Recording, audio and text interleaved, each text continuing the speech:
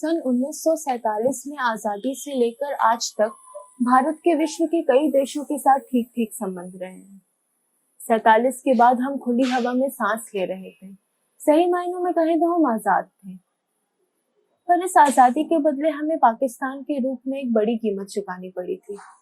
कश्मीर का मसला इतना बढ़ गया कि आज तक कश्मीर को लेकर भारत और पाकिस्तान के बीच आरोपों प्रत्यारोपों का दौर चल रहा है। लेकिन आजादी के बाद एक तीसरे मुल्क का इतिहास भी हमारे देश के साथ जुड़ गया था। अब इस देश के साथ रिश्ते को बयां करना इतना आसान नहीं है। दरअसल ये रिश्ता नहीं, कोई थ्रिलर फिल्म ज्यादा है। इसमें प्यार है, भाईचारे का नाटक है, विश्वासघात है, जंग है, यानी कि इसमें सब कुछ है। तिब्बत के बाद भारत और चीन में विवाद बढ़ता चला गया और 1962 तक आते आते युद्ध की स्थितियां पैदा हो गई। युद्ध हुआ और भारत को इसमें बुरी तरह से शिकस्त का सामना करना पड़ा। युद्ध कभी भी शांति का माध्यम नहीं हो सकता।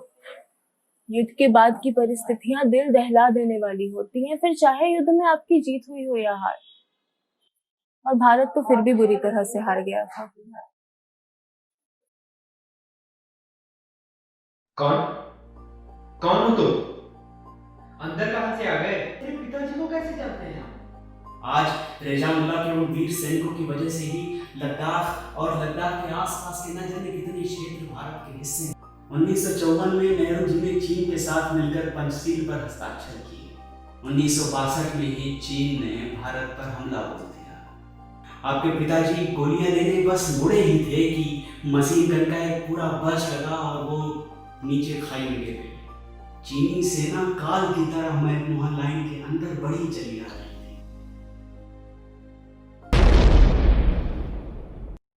हम युद्ध हार गए थे।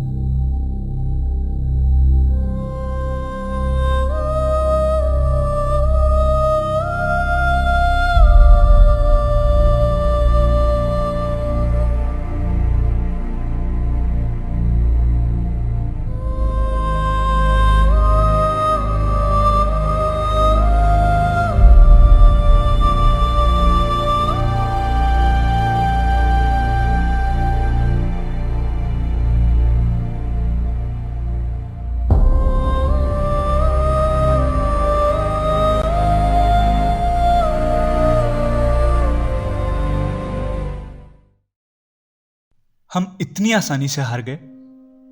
रेजांगला में इतने वीरों की शहादत के बाद भी हम हार गए। सैकड़ों वीरों की अदम्य साहस का परिचय देने के बाद भी हम हार गए। अरे आपने तो कहा था कि हम अपने सीमाओं की रक्षा बहुत अच्छे से कर रहे थे, फिर हम ऐसे कैसे हार सकते हैं? शिवपाल जी, मैं आपकी मनोदशा समझ सकता हूँ। भारत देश ने कई युद्धों का इतिहास देखा है, ब्रिटिश शासन का वो भयावह दौर देखा है। इतनी दमनकारी शक्ति से हम जीते और उसके बाद इतनी बड़ी हार बिल्कुल परेशान करने वाली है। मैंने पहले भी आपसे कहा था कि युद्ध सिर्फ बंदूकों से या सैनिकों के साहस से नहीं जीता जाता, बल्कि युद्ध लड़ने के लिए तो भारी मात्रा में उन्नत बंदूकों की ज़रूरत होती है, मोर्टार, एमएमजी, आर्टिलरीज आदि की ज़रूरत होती है, और उससे कई ज़्यादा एक कुशल नेतृत्व की ज़रूरत होती है। तो हमारे पास बंदूकें क्यों नहीं थी? ऐसा क्या कारण था कि हम दूसरे विश्व युद्ध की बंदूकों का इस्तेमाल करने पर मजबूर थे? आप तो जानते ही होंगे कि नेहरू जी गांधी जी को कितना मानते थे। उन्होंने कभी गांधी जी की कोई बात नहीं टाली। उनको गांधी जी की अहिंसा वाली बात पर पूरा विश्वास था। आज़ादी के लड़ाई के दिनों में बेशक गांधी जी के अहिंसा आंदोलन ने देश में अलग किस्म की जान फूंक दी थी, लेकिन सिर्फ अहिंसा अकेले भारत में आज़ादी का कारण नहीं थी। अब वाहेगुरु ही जाने कि भारत के लोगों के मन में यह बात किसने भर दी थी कि हम सिर्फ और सिर्फ अहिंसा के वजह से अंग्रेजों से आज़ाद हुए थे। नेहरू जी की छवि भी कुछ ऐसी ही थी कि वो अहिंसा पर विश्वास करते हैं, और शायद इसी कारण भारत में नेहरू जी ने सीमाओं पर सेना के एडवांसमेंट पर बिल्कुल ध्यान ही नहीं दिया। सेना के एडवांसमेंट के नाम पर वो बस पुलिस चौकियां बनवाते रहे। हमारे हथियार बनाने के कारखानों में अब कप, प्लेट और खिलौने वगैरह बनाए जाते थे। तो वैसे में हमारे पास हथियार और कैसे हो सकते हैं? जब युद्ध की स्थितियां पैदा होने लगी तो हमने हथियार बनाने शुरू क्यों नहीं किए? युद्ध की स्थितियां पैदा होने की बात तो हम अभी कर सकते हैं ना। उस वक्त तो नेहरू जी के मंत्रिमंडल में कई लोगों को ऐसा लग रहा था कि चीन के साथ युद्ध होने की कोई संभावना ही नहीं है। मतलब ये शिवपाल जी कि उस वक्त नेहरू जी समेत कई लोग भारत चीन विवाद को उतना बड़ा मानते नहीं थे। उन्हें लगता था कि अगर युद्ध हुआ तो भारत पाकिस्तान के बीच में होगा, ना कि भारत और चीन के बीच में। यहाँ तक कि उस वक्त के रक्षा मंत्री कृष्णा मेनन भी यही मानते थे कि हमें चीन से नहीं बल्कि पाकिस्तान से सतर्क रहने की जरूरत है।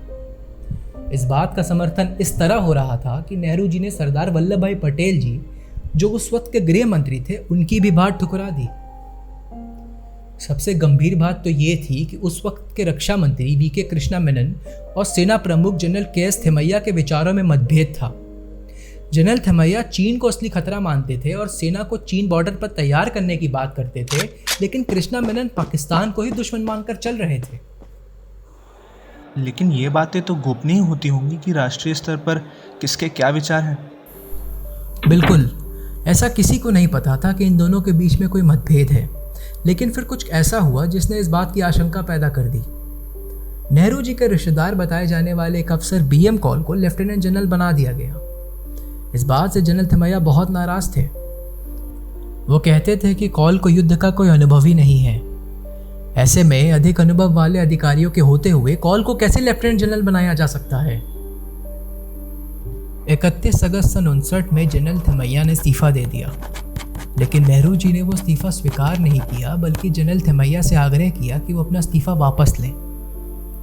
सन 1962 में नेफा फ्रंट के हमले के पहले दिन ही B.M. कॉल को दिल का दौरा पड़ा और इसी कारणवश वो दिल्ली आ गए। अब नेफा फ्रंट की कमान जनरल हरबंश सिंह को दे दी गई थी। वो कुछ कर पाते इससे पहले ही नेहरू जी के कहने पर कॉल को नेफा फ्रंट की कमान वापस दे दी गई। अब वो दिल्ली में बैठकर युद्ध का आदेश दे रहे थे। इस बात से सेना के मनोबल पर बहुत बुरा असर हुआ। बिल्कुल सही बात है। आप युद्ध भूमि में ना होकर ऑर्डर्स कैसे दे सकते हैं? ये तो सरासर गलत है। और जैसा कि चीन फॉरवर्ड पॉलिसी को युद्ध का कारण बताता था, तो भला फॉरवर्ड पॉलिसी में ऐसा था क्या? जब नेहरू जी के ऊपर पूरे देश ने दबाव बनाया कि वो चीन पर कड़ी कार्रवाई करे, तो उस समय के IB चीफ B.N. मलिक ने फॉरवर्ड पॉलिसी लागू करने का सुझाव दिया। इसमें 4th डिवीजन को सीमा पर तैनात करने की बात कही गई। नेहरू जी ने कहा कि भारत सीमा पर चौकियों का निर्माण करे और चीन को अपने हिस्से से बाहर खदेड़ दे। 4th डिवीजन को पहाड़ पर लड़ने का अनुभव तो छोड़िए, वहाँ पर रहने तक का अनुभव नहीं था। ना वहाँ सड़कें थीं, ना ही संसाधन। कई दूर दूर तक जंगल थे तो कहीं पीने तक का पानी नहीं था। कई दुर्गम इलाकों में तो राशन तक पहुंचाने की व्यवस्था नहीं थी। और इन परिस्थितियों में चीन अलर्ट हो गया। उसने अपनी सीमाओं पर फोर्स बढ़ा ली। उनकी सड़कें बनी हुई थी, सारे संसाधन उनके पक्ष में थे। हमारे जवानों के पास पहनने के लिए ढंग के कपड़े भी नहीं थे, फिर भी वो पीछे नहीं हटे। नेहरू जी की सरकार ने बिना किसी तैयारी के ही जवानों को सीमा पर भेज दिया। उनके पास कोई दूसरा विकल्प भी नहीं था। नेहरू जी के ऊपर अब कांग्रेस भी दबाव बना रही थी। पूरा देश उनकी नीतियों की आलोचना कर रहा था। 13 अक्टूबर सन 62 में श्रीलंका जाते समय चेन्नई में जनता के सामने नेहरू जी ने एक ऐसा बयान दिया जिससे सेना में हड़कंप सा मच गया। नेहरू जी ने कहा कि सेना को आदेश दिया गया है कि वो जल्दी से जल्दी चीनियों को अपनी सीमा से बाहर खदेड़ दें। लेकिन तत्कालीन सेना प्रमुख P.N. थापर ने यह बात जब कृष्णा मेनन से कही कि हम अभी कुछ ऐसा करने के लिए बिल्कुल तैयार नहीं हैं, तो उन्होंने कहा कि नेहरू जी का एक बयान एक राजनीतिक बयान है, इसका कोई विशेष मतलब नहीं। लेकिन चीन इस बात से बहुत चौकन्ना हो गया था और 8 दिन बाद ही उसने भारत पर हमला बोल दिया, जिसके लिए दुर्गम इलाकों में भारतीय सेना बिल्कुल भी तैयार नहीं थी। क्या कोई भी तरीका था जिससे हम ये युद्ध जीत सकते थे? शिवपाल जी, युद्ध का परिणाम तो युद्ध के कुछ ही घंटों में तय हो गया था। लेकिन अगर हमने एयरफोर्स का इस्तेमाल किया होता तो हमें इतना नुकसान नहीं उठाना पड़ता। लेकिन डर कभी कभी हमारी हार का बहुत बड़ा कारण होता है। जिस तरह से चीन ने हमला किया था, नेहरू जी चीन से बहुत डरे हुए थे। उन्हें लगता था कि अगर हमने एयरफोर्स का इस्तेमाल किया तो चीन हमारे अंदर के दिल्ली जैसे शहरों पर आक्रमण कर देगा। लेकिन उस वक्त हम एयरफोर्स के मामले में चीन से बहुत आगे थे। अगर हमने एयरफोर्स का इस्तेमाल किया होता तो अरुणाचल के उन पठारी इलाकों में चीन को सर छुपाना मुश्किल हो जाता। हजारों सैनिक मारे गए, घायल हो गए, न जाने कितने परिवार अनाथ हो गए। स्थितियां कुछ भी रही हों, लेकिन हम जंग तो हार ही गए ना। हार और जीत कभी भी शाश्वत नहीं होते शिवपाल जी। हार के बाद जीत और जीत के बाद हार तो लगी ही रहती है, ठीक वैसे ही जैसे रात के बाद दिन और दिन के बाद रात। रात और दिन पर कभी किसी का वश नहीं होता। अब आप चाहें तो रात को देखकर रोएं या फिर उसमें आने वाली मुश्किलों से निपटने की तैयारी करें, ये तो आप पर निर्भर करता है। कभी कभी आप जिसे अपनी जीत समझते हैं, क्या पता वो आपकी हार हो, लेकिन किसी भ्रम के कारण आप ये जान ही ना पा रहे हो कि सत्य क्या है। और आप तब तक नहीं हारते जब तक आप हार मान ना लें।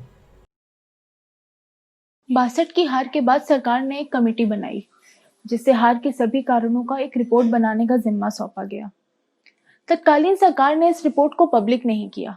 ऐसा कहा गया कि यह रिपोर्ट हार के सभी कारणों को विस्तार से बताती है और यह जानना जनता के लिए जरूरी नहीं है। कुछ सालों के बाद ऑस्ट्रेलियन पत्रकार नेविल मैक्सवेल ने हेंडरसन भगत रिपोर्ट को अपने वेबसाइट के जरिए लोगों के सामने लाकर रख दिया। युद्ध के बाद भारतीय सैनिकों का मनोबल टूट गया था। भारतीय सिपाहियों को अपना मनोबल जीतने का एक ही उपाय था और वह था युद्ध में विजयी होना। भाग्यवश चीन और भारत 5 साल बाद एक दूसरे के आमने सामने आ ही गए। जो भी कारण रहा हो, हम चीन से 1962 में बुरी तरह हार चुके थे, तो फिर 1967 में जंग की जरूरत क्यों पड़ी? जैसा कि आपने ही कहा था कि जंग से कभी किसी का भला नहीं हो सकता, वो अपने साथ सिर्फ बर्बादी लेकर आती है। जंग को यकायक लिया गया फैसला नहीं होता, उसकी परिस्थितियां होती हैं। जंग के कई कारण होते हैं, जैसे 62 में थे। जंग की स्थिति पैदा होने तक बहुत कुछ घटित हो चुका होता है शिवपाल जी। ऐसी कौन सी परिस्थितियां थीं जिन्होंने भारत को चीन के सामने एक बार फिर युद्ध करने पर मजबूर कर दिया? शिवपाल जी, उन परिस्थितियों को समझने के लिए आपको 62 से लेकर 67 तक की हर एक घटना को देखना और उनको समझना बेहद जरूरी है। खासकर भारत और पाकिस्तान के 65 का युद्ध। उस युद्ध में जो भी घटित हुआ उसका भारत और चीन के 67 के युद्ध के कारण से कमोबेश सीधा सीधा संबंध है। चीन 1965 में पाकिस्तान की कोई मदद क्यों करना चाहता था? पाकिस्तान का मसला कश्मीर है और चीन का कुछ और ही है। फिर ये दोनों साथ कैसे आ गए? शिवपाल जी, आप देशों के रिश्तों के बारे में भले बहुत अच्छे से न जानते हो, लेकिन एक बात तो आपने सुनी होगी और शायद मानते भी होंगे कि दुश्मन का दुश्मन दोस्त होता है। ये एक इंसानी फितरत है और कई मामलों में यह बहुत कारगर भी होती है। और चीन जैसे धूर्त देश के लिए रणनीति उनकी पसंदीदा चालों में से एक है, दुश्मन के दुश्मन से दोस्ती करना। उसे ऐसे ही ड्रैगन नहीं बुलाते। वो जिसके साथ दोस्ती करने का ढोंग करता है उसके कलेजे में खंजर जरूर उतारता है, वो चाहे भारत हो, पाकिस्तान हो या फिर अब नेपाल। क्या आपको पता है कि पाकिस्तान... शिवपाल जी, कहाँ तो कुछ देर पहले आप मुझे अपने कमरे से भगा रहे थे, मदद के लिए चिल्ला रहे थे। आपको तो मुझसे कोई सवाल जवाब नहीं करना था और अभी आप सवाल पे सवाल पूछे जा रहे हैं। आपको तो पता भी नहीं कि मैं कौन हूँ। अभी तक आपसे बात करके इतना तो जान ही गया हूँ कि आप बुरे आदमी तो नहीं हैं। 60 सालों का तजुर्बा है।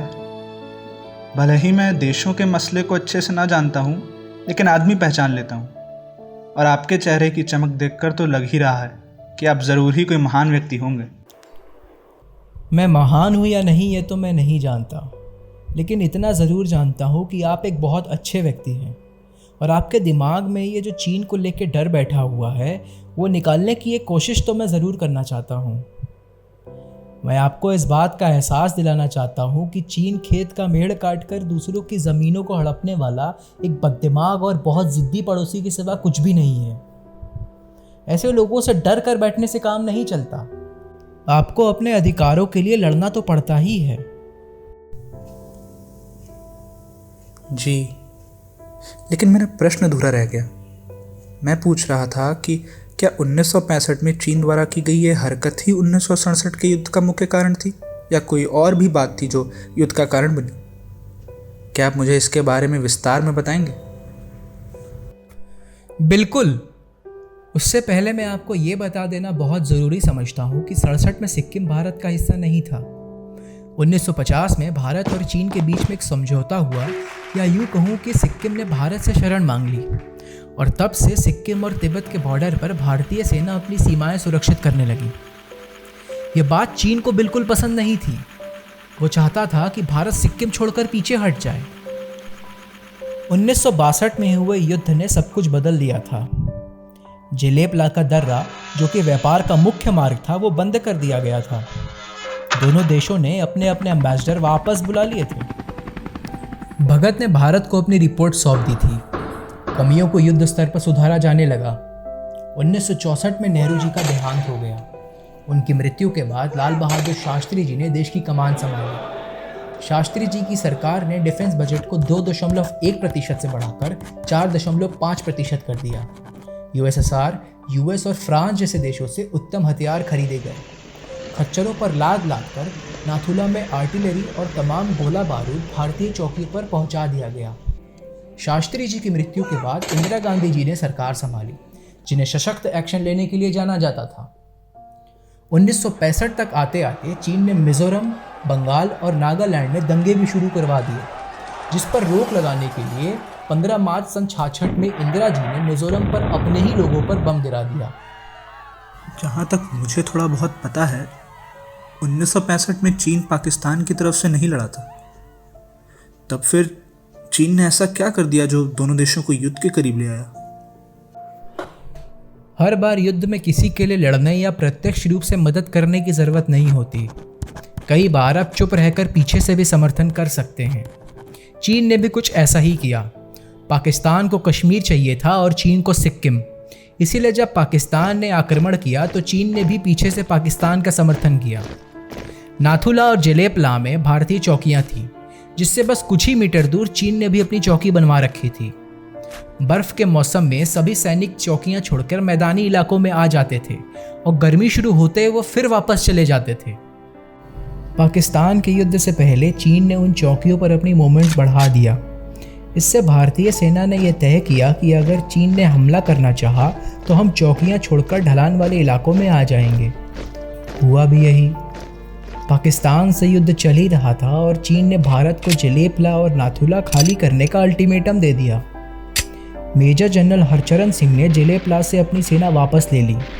इसके तुरंत बाद ही चीन ने उन चौकियों पर कब्जा कर लिया। सगत सिंह जी ने अपने सीनियर्स के ऑर्डर नहीं माने और वो नाथुला में अपनी सेना के साथ डटे रहे। इससे चीन के कलेजे पर सांप लौट गया। चीन बिलबिला उठा। उसे भारत से ऐसे किसी जवाब की आशंका नहीं थी। मतलब अगर सगत सिंह साहब वापस चले आते तो युद्ध को टाला जा सकता था? बिल्कुल नहीं। अगर मेजर साहब वापस चले जाते तो नाथुला आज चीन के हिस्से में होता, जैसे जेलेपला अभी तक चीन के हिस्से में है। मुझे ये तो समझ आ रहा है कि 67 की लड़ाई सिक्किम के इर्द गिर्द घूमती है, और जैसा कि आपने ही कहा था कि सिक्किम भारत का हिस्सा नहीं था और भारत ने सिक्किम को सिर्फ शरण दी हुई थी। 1962 के दौर में जब तिब्बत ने शरण मांगी थी तब नेहरू जी ने ऐसा कुछ भी करने से मना कर दिया था, लेकिन जब दलाई लामा का भारत ने स्वागत किया तब चीन ने हम पर हमला बोल दिया। तो चीन के इस इतिहास को देखते हुए भी हम सिक्किम के बॉर्डर से क्यों नहीं हट गए? ये सवाल तो मेरे जहन में भी घूम रहा है और शायद आप भी यही सोच रहे होंगे कि आखिर सिक्किम में ऐसा क्या था जिसके लिए हम एक ऐसे देश से युद्ध करने पर मजबूर हो गए जिससे बस कुछ ही साल पहले बुरी तरह से हार गए थे। जानने के लिए बने रहिए हमारे साथ। We will be back soon.